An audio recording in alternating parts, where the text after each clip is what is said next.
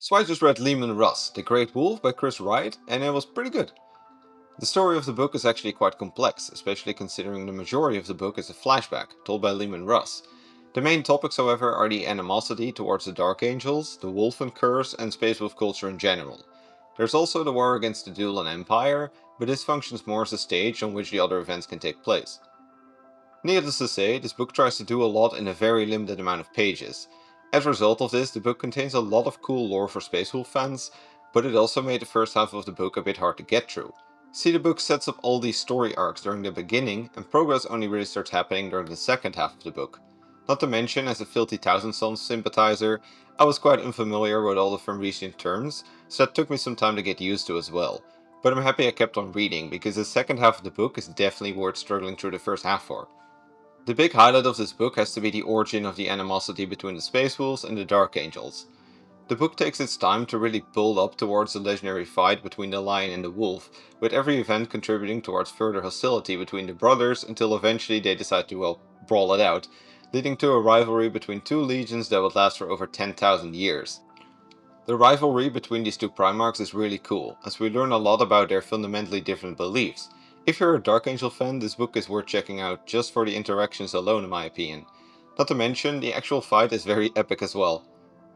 Because of these interactions between Russ and the Lion, but also during the interactions he has with our Space Wolves, Leman Russ is fleshed out very well.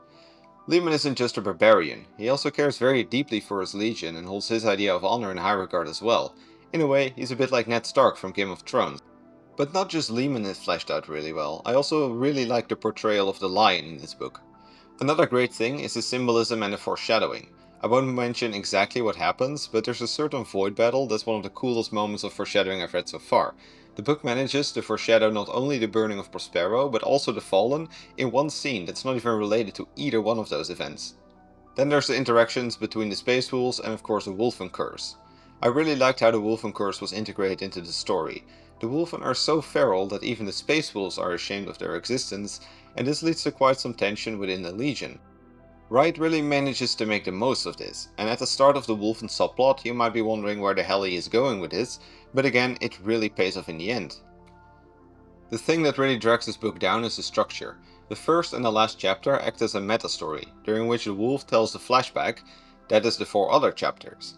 Then within those 4 chapters, the first half is just spent on setup and fight scenes.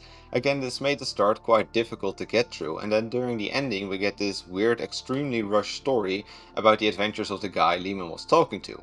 So I feel like the book would have been better if it had either been a bit longer, or if Wraight had just left out the story about this random space wolf Leman is talking to.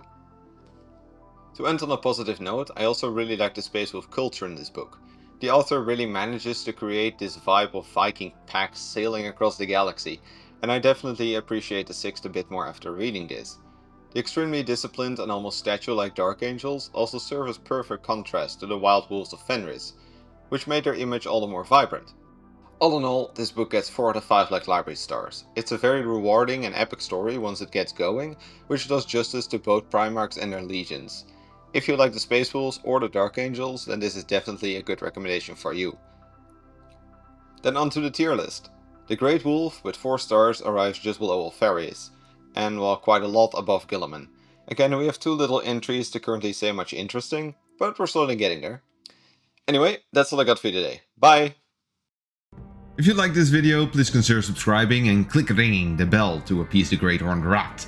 For more lore content, please check my main channel and leave any book recommendations in the comments down below. I gotta get back to reading the next book.